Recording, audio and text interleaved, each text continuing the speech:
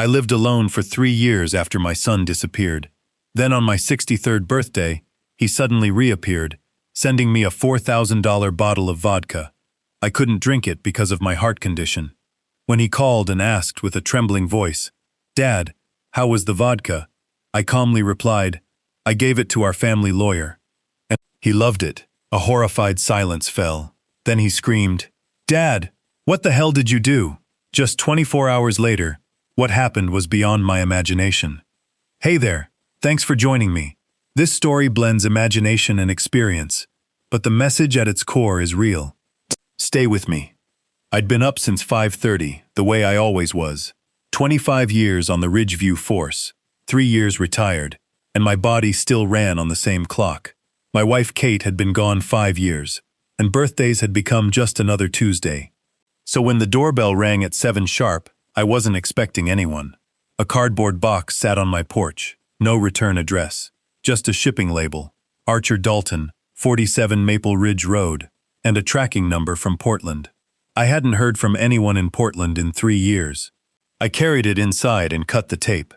Nestled in foam was a crystal bottle, amber liquid catching the light.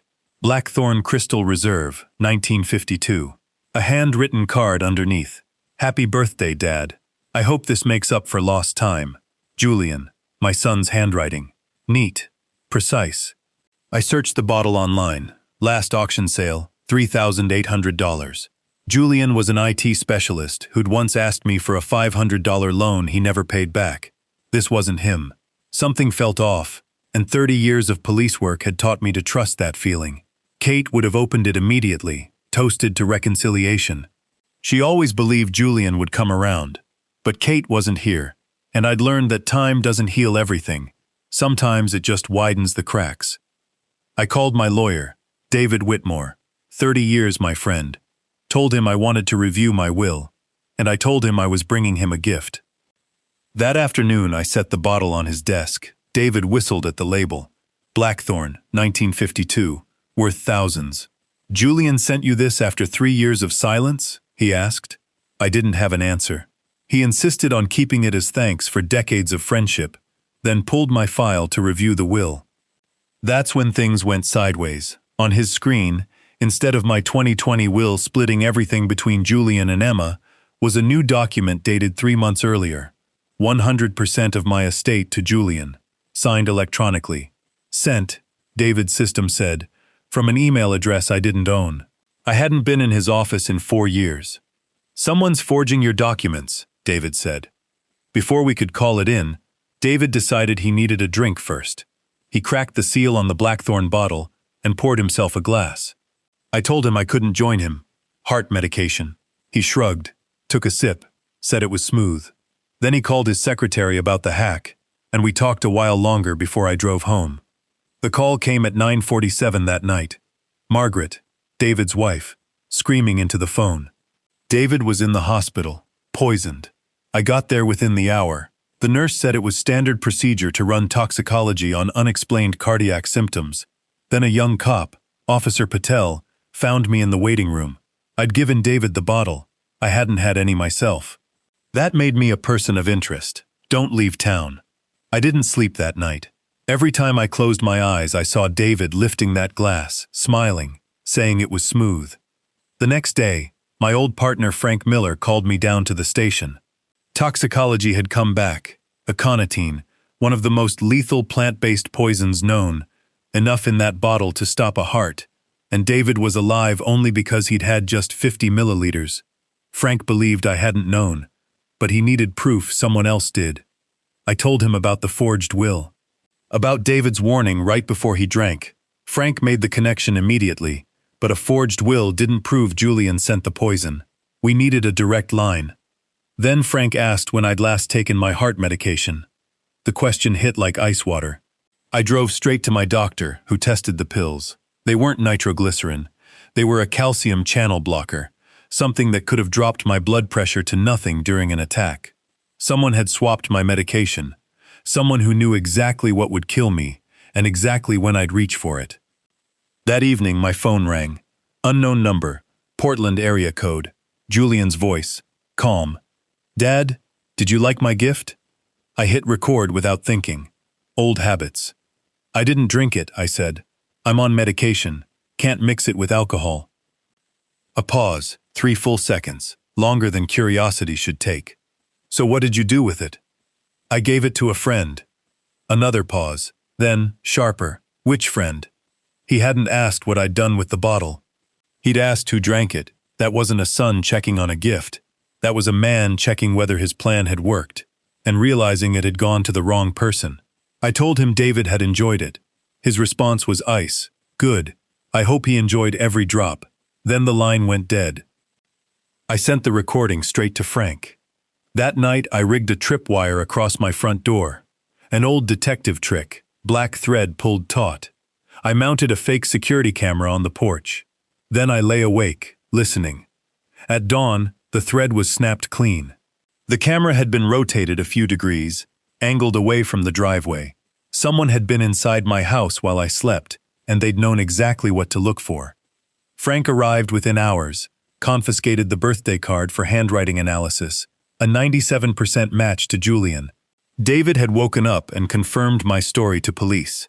IT forensics found unauthorized remote access into the law firm's server, traced to a Portland IP. I installed a real alarm system that afternoon. The next morning, an envelope sat on my welcome mat. No name, no stamp.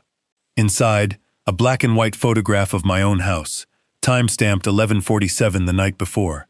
An hour after I'd armed the new alarm. Someone had stood in my driveway in the dark and taken my picture, and my system never made a sound. An hour later, my chest seized, crushing pain down my left arm. I reached for my pill bottle out of instinct before I remembered. Those pills were poison. I called my doctor instead, sat frozen at the kitchen table until he arrived with real nitroglycerin and talked me through it.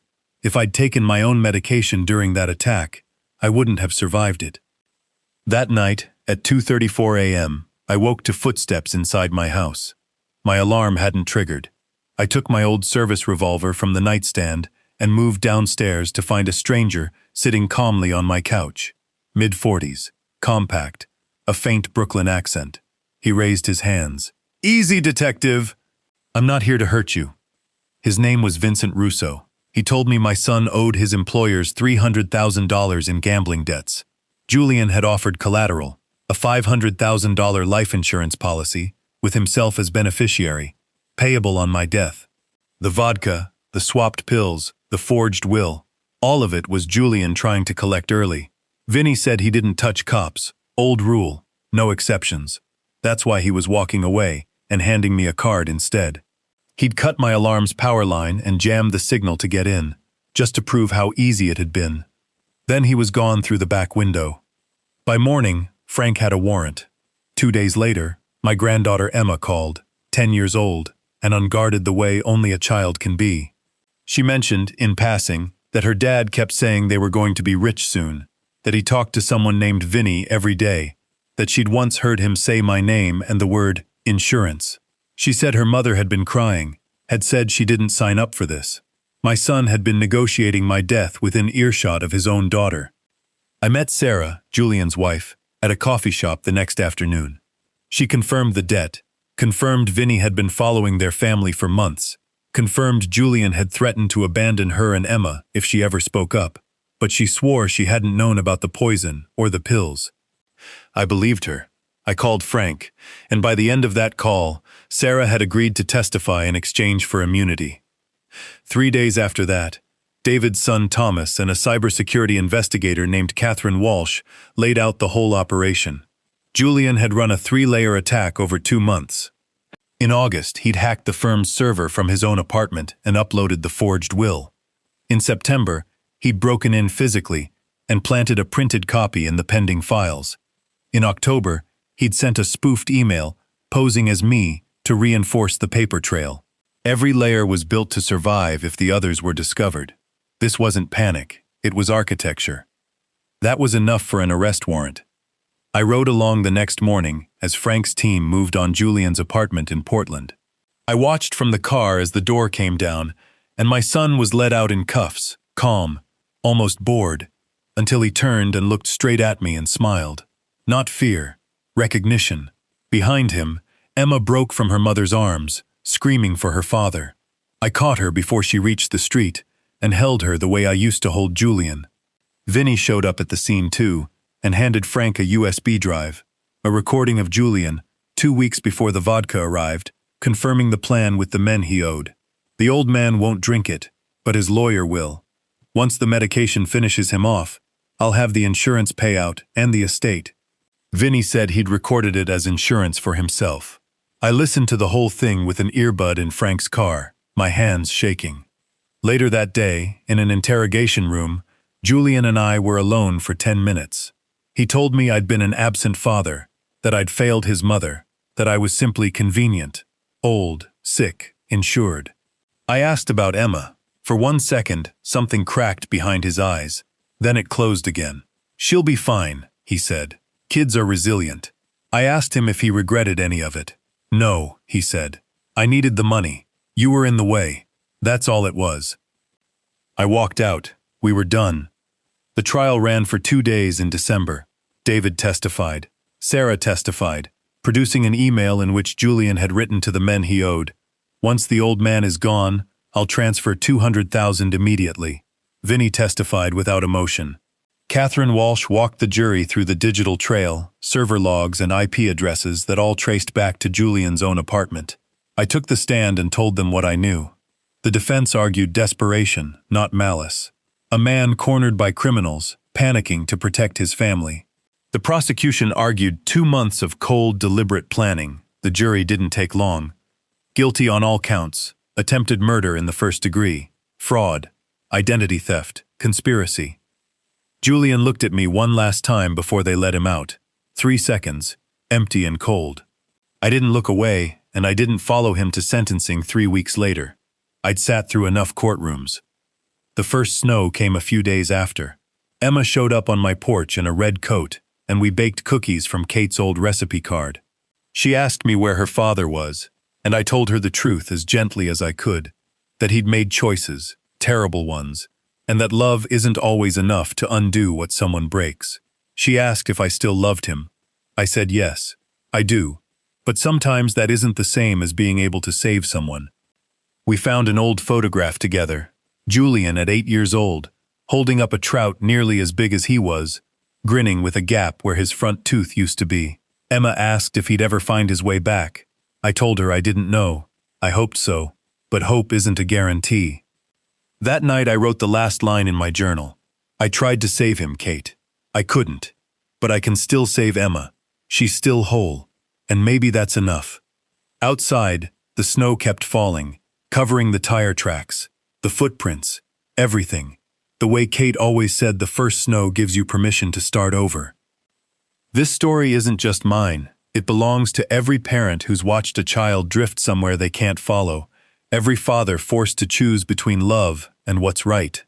I was too busy solving everyone else's problems to see the danger sitting in my own family. So here's what I'll leave you with. Don't wait for betrayal to force your hand. Ask the hard questions before you have to. Be present, not perfect.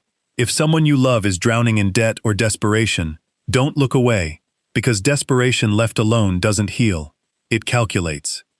Emma still visits, the snow still falls, and some part of me still believes that the boy in that photograph is in there somewhere, lost but not gone. If this story moved you, let me know in the comments, and I'll see you in the next one.